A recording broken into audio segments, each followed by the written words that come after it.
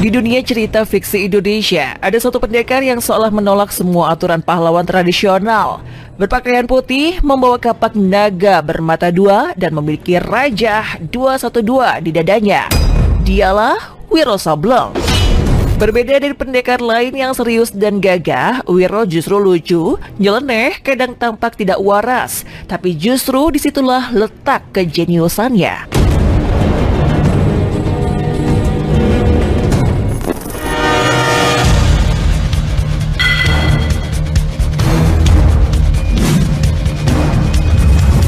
Musuh-musuhnya sering bingung. Menurut mereka, Wiro adalah sosok yang menjengkelkan karena tidak mengikuti pola bertarung yang wajar. Gayanya yang gila berfungsi sebagai senjata pikiran yang sangat efektif. Ia menertawakan bahaya, bercanda di tengah duel, dan sering berpura-pura kalah. Sikap Sablengnya merusak ritme dan ekspektasi lawan. Ini membuat mereka kehilangan kendali emosi, marah, gugup, lalu ceroboh. Dan disitulah Wiro menang, bahkan dengan lawan yang secara fisik dan kesaktian yang jauh lebih kuat sekalipun.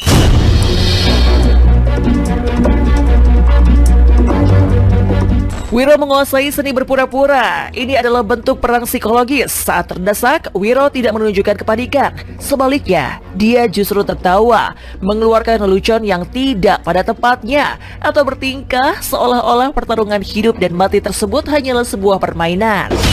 Tapi semua itu bagian dari rencana. Ia membaca emosi musuh, mengubah tekanan menjadi keuntungan.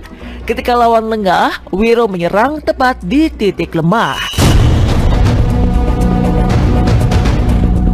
Pertanyaan sebenarnya bukan apakah Wiro gila, tapi apakah dunia di sekelilingnya terlalu kaku untuk memahami caranya berpikir? Kegilaannya bukan kehilangan akal, melainkan bentuk kecerdasan yang tak terikat aturan. Secara analisis karakter, Wiro Sableng adalah gambaran sempurna dari tokoh si pengacau yang ditemukan dalam cerita global. Tokoh pengacau yang menggunakan kecerdasan, tipu daya, kelincahan, dan humor untuk mengacaukan tatanan yang kaku. Dia membongkar kepura-puraan dan mengalahkan kekuatan yang jauh lebih besar melalui kecerdikan, bukan kekuatan fisik.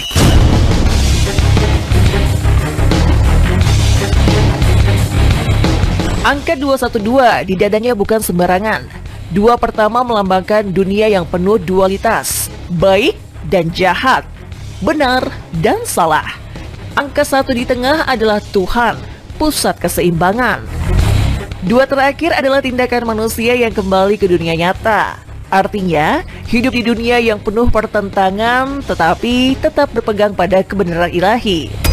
Ironisnya, pendekar yang dianggap gila oleh dunia ini justru dialah yang memegang teguh filosofi paling dasar. Wiro mungkin terlihat gila, tapi dialah orang paling waras di dunia yang sering merasa paling benar.